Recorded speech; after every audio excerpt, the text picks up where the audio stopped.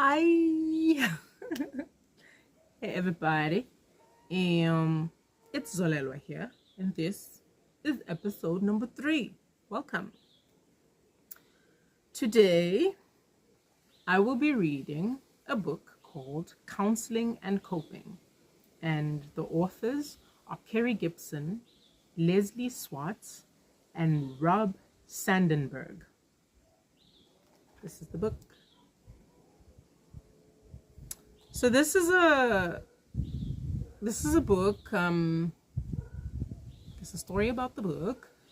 This book I was introduced to while I was in university. I think we read it in first year as a part of either becoming a professional or becoming a health professional. Like we had like these little courses as part of the thing, of course. I read it, but I can't say I really felt its relevance at that stage. I'm grateful that we read it, but I wish that we maybe paid more attention to it, or I wish I paid more attention. I don't know. I don't know if other people paid attention, but I know that this book, only a few years ago did I come across it again. I found it in my stuff and I was like, hey, this. So I'm going to read the back of the book so that you guys know a little bit about it. I would definitely suggest you get this book because like I'm reading and rereading it and like, whew, yeah. So the back says, are you and your organization suffering from burnout? Do you sometimes feel overwhelmed by the emotional pain of those you are trying to help? Do you tend to become over-involved with the difficulties of others? Hey, these pets, like they were talking to me. Anyway, the counseling part of your work can take a heavy toll. Whether you're a trauma counselor, a volunteer community worker, a nurse in an HIV/AIDS clinic, a teacher, a police officer, an emergency worker, or an HR manager. This concise and highly readable book, built on case studies and real-life experience, and drawing on the best theory and research, provides the guidance you need to stay reflective, healthy, and effective. It grapples with issues of containment, expectation, and deals with listening deeply, HIV/AIDS, and trauma counseling, cultural difference, avoiding burnout, counseling skills, and balancing your counseling role with day-to-day responsibilities. A focus on coping with counseling, in addition to important counseling skills, makes this book unique. Coping with your role as a counselor is crucial to being a healthy and effective one. An emphasis on the practical side of counseling, built on real-life stories and up-to-date research, keeps theory applied and useful. An easy reading style and absorbing case studies make complex concepts and difficult psychological terminology simple and meaningful. Throughout this book deals with difficult and pressing issues around HIV/AIDS and trauma, encouraging counselors to reflect on their own perceptions and expectations, and thereby develop the skills to deal with these issues confidently and sensitively. This is an essential book for all who find themselves called upon to provide emotional care to others. As I said, this book, like, but it only, I could only see its relevance, like, looking back, because I'm an activist, right? I'm an activist for health workers, our health and our well-being, and we deal with so much pain. We deal with so much pain of others, and what's really, like, what makes no sense is that we don't really get taught what to do with that pain. We don't really get taught of how that pain will affect us, and we don't get taught like what to do with that pain. Pain is such a I think my mind and my heart and my spirit have been drawn to this pain topic over the last few months, because wow, like a lot of us have pain, right? Pain is something that's universal, that we all understand, but we don't all necessarily get taught what to do with the pain. You know, some of us are taught to ignore it, some of us are taught to suppress it. It's just like, you know, we're not taught like that it's best to face it, you know, and the tools on how to face it, because when we do face it, that is when we can actually start to heal from it. But while we ignore it, while we suppress it, while we act like it's not there, we fail to hear the message within the pain. So I'm going to be reading chapter 5 now, which is called Understanding Trauma. And I mean, I definitely chose to pick this book up next in the series just because of the last book that we read in the last episode. And it was that was quite like challenging. So I apologize if anyone was triggered. That was not my intention. I love you all, and I hope if you find yourself in something similar, you know, you go out there and you get some help. You tell a friend, you tell somebody that you trust. If there isn't anybody that you trust, there's plenty of helplines out there, you know, there's clinics, there's hospitals, there are people that you can talk to. So please reach out to someone, you know, even if you want to reach out to me, like I'd love to chat with you, but I will definitely also refer you on, you know, to somebody else who can actually help you to do something about your situation. But yeah, I'm here to listen if you need me. Dr. Zolelwa also listens. Yeah. Anyway, chapter 5, Understanding Trauma. Trauma is widespread in society. Okay, let's start that again. Sorry. Trauma is widespread in society and can have serious effects not only on those exposed to it, but also those who offer help. Even organizations set up to help survivors of trauma can be badly affected unless they build mechanisms to look after themselves. We must look after ourselves. Because that's another thing. Like, I've done this advocacy shouting for people to support us, but we also need to support us, you know?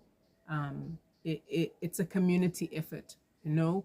We must be supported from other people and, you know, our institutions and all of that, but we must also remember our primary responsibility is to care for ourselves, is to tend to our own needs. Anyway, back to the book. When Shantae, a very keen psychology student, was offered a volunteer position 2 mornings a week at a local trauma crisis center, she was delighted.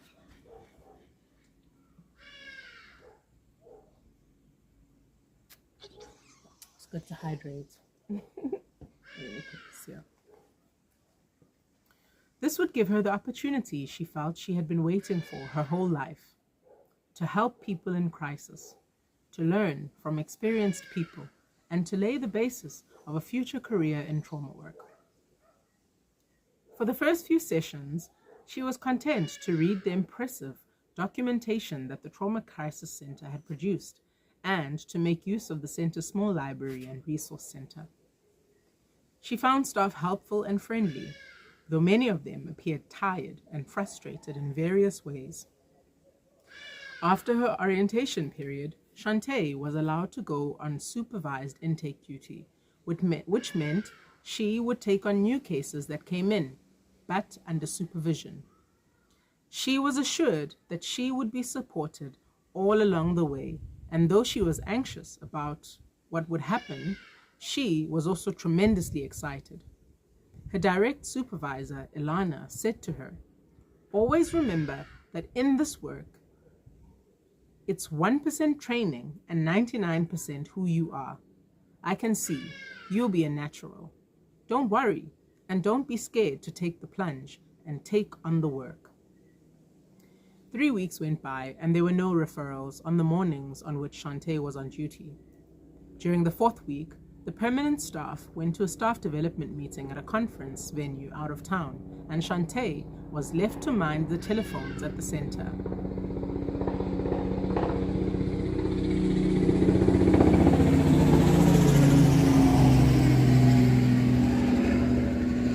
Heli chopper.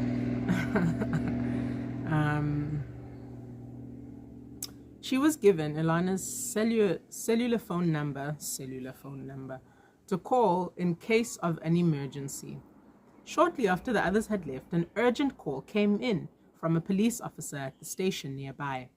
A man had been shot dead at point-blank range in front of his wife and 5-year-old son. The police officer said, and the widow and child were very distraught and in urgent need of help.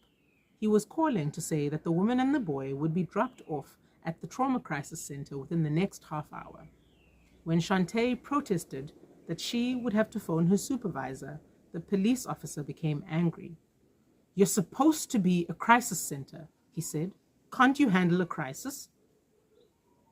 "They will be there soon, and how you deal with the situation is your problem. I have other things to do, like trying to catch the devil who did this." As he slammed the phone down, Shantae gratefully remembered that she could call Ilana, and she did so immediately, leaving an urgent message on Ilana's voicemail. She then went to boil the kettle to have a cup of tea, ready for the distraught woman when she arrived, and for Ilana, who would be sure to need it when she got back. After 10 minutes, Ilana had not called back, and Shantae left another, more urgent voicemail message. She felt cross with herself for not having noted down where the full-time staff were going that day, and for not having any of their numbers available. Over the next few minutes, she phoned Ilana a few times, but she still reached voicemail. Just as she was trying to decide what to do next, a police officer arrived with a woman and a boy whom he introduced as Mrs. Adams and Donovan. Thanking Shantae for her help, the police officer left hastily. Shantae was surprised at her own calm. She gave the woman a cup of sweet tea and then went back into the office to try to reach Ilana again by phone. She noticed Ilana's cellular phone lying on the desk. She was alone, and this was a crisis. What would she do? What should she do? She remembered Ilana's calming words, and she decided to do what she thought was best. "Mrs. Adams, Donovan, won't you come through to the office?" she said, as reassuringly as she could. "Thank you, Doctor," said the woman quietly, as she and the little boy followed Shantae. Ilana's office was bright and cheerful, and there was a large basket of toys on the floor. Mrs. Adams sat down while Donovan emptied the toys onto the floor and began to take the plastic dolls apart and throw the pieces around the room. "So, I hear you've had a slight upset," said Shantae. Miss Adams was silent. "Was it a bad experience?" More silence. Time seemed to drag on, and eventually, remembering what she had learned about allowing clients to take their time, Shantae said that this was probably not the best time for Mrs. Adams to speak. Mrs. Adams asked for a pill so that she and Donovan could sleep at night. Shantae suggested that Mrs. Adams contact her nearest community health center about this. She gave Mrs. Adams her telephone number and told her she could call her at any time, day or night. She called a taxi and was surprised at both how relieved and how shaky she felt when she was on her own again. When Ilana returned to the office, she was angry with Shantae for having taken the case and said she was acting beyond her field of competence. She also warned Shantae that Mrs. Adams would now call her day and night, and there was nothing she could do about it. Shantae, in turn, felt angry and having been left so unsupported in such difficult circumstances. She was amazed that more concern was not expressed by either Ilana or other staff for Mrs. Adams and Donovan, or indeed for her. Trauma is an increasingly obvious part of our society. Interpersonal violence, both public as in war or civil unrest, and private, as in rape or child abuse within families, is of increasing concern throughout the world and has come to the attention of all sorts of people in service positions, including health workers, educators, police, and people working in the legal system. Other forms of trauma, such as natural disasters like tornadoes, earthquakes, and floods, and accidents, including road accidents and the accidents in the home, such as burns or electrocution, also take their emotional toll on individuals, families, and communities.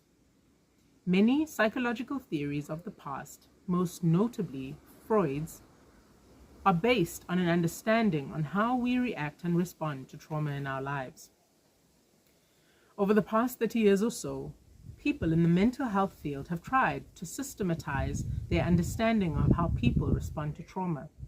According to the 4th edition of the Diagnostic and Statistical Manual of American Psychiatric Association, we can expect certain predictable responses to extreme stress. These reactions, known as post-traumatic stress disorder, can be summarized in the following way.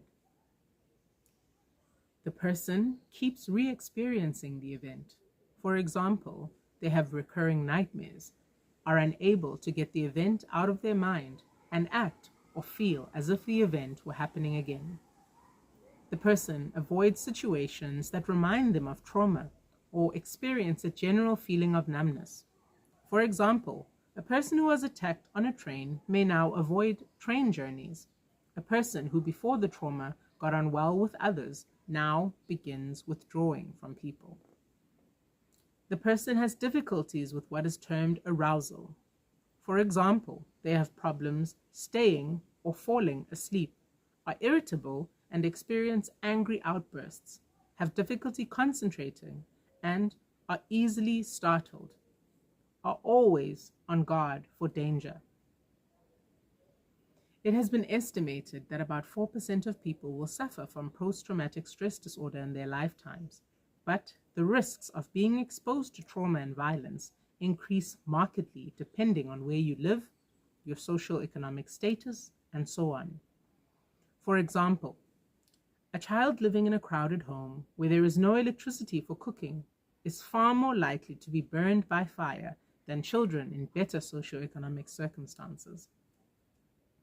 Where trauma is widespread and life is hard for all, communities may develop ways of dealing with trauma and life's difficulties. For example, some very poor communities will have systems whereby neighbors will offer emotional and practical assistance to people who have been bereaved, on the implicit understanding that similar help will be given to all when and if their time comes. It is also the case, though, that communities which have come to expect high levels of trauma and violence may become numb in themselves and may lose patience with those who define themselves or are somehow defined as victims. Where everybody suffers, it may be expected that people should just get on with it. Those who have difficulty coping may even be considered weak and deserving of punishment. It is impossible in any service work not to be confronted with trauma and its effects, and this is particularly the case in violent and stressed societies. One of the key issues we need to think about in helping people cope with trauma and its effects is the social context within which the person is living. Is there a supportive or unsupportive environment? Is the person's life situation likely to make the effects of trauma worse or better? The challenges are very different, for example, when we work with a young woman from a loving, secure family who is raped by a stranger, than when we work with a young woman who has been raped by her father repeatedly over many years, and who, for economic reasons, has very few options in terms of moving out of home. Where abusive practices are widespread, all sorts of justifications for them may be used in communities. These justifications can create special problems for helping individuals and organizations. For example, in some communities, it is said that it is culturally acceptable for men to beat their wives. This attitude makes it especially difficult for helpers to gain community support in assisting women who have been beaten by their husbands. In the next chapter, we learn about cultural camouflage, which can be used to cover not only individual abuse, but also histories of abusive practices. It is often a long historical process to change patterns of community violence, and violence prevention is easier said than done. Even encouraging community safety is challenging. One has to think of people's objectives. One has to think of people's objections to driving more slowly and to wearing seatbelts, both of which have been shown to reduce the risk of death and injury.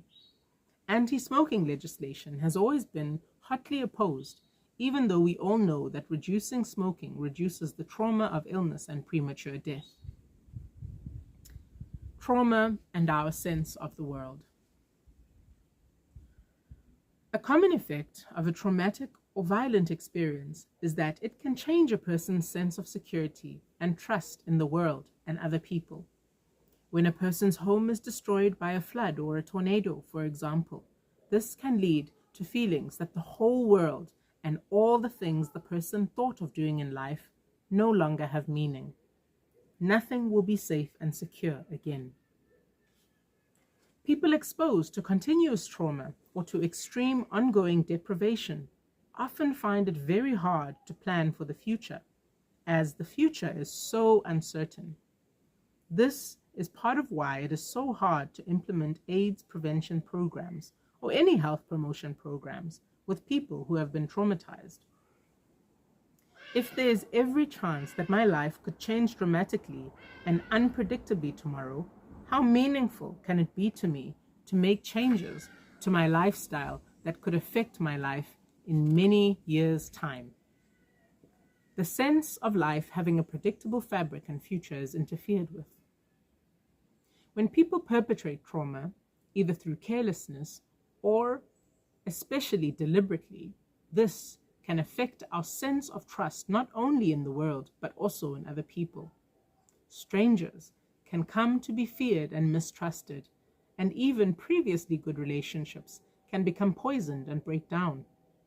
A woman who has been raped by a stranger, for example, may find it difficult to continue in a relationship with a supportive male partner. It may also be in this situation, of course, that the partner himself may be struggling with the effects of rape and may find himself drawing away from his much-loved partner who has been raped. He may even find, to his horror, that he feels at some level angry with his partner for having been raped and for having brought this trauma into the relationship. This reaction, of course, neither rational nor fair, but it can be a reality that people trying to help after the rape will have to take into account.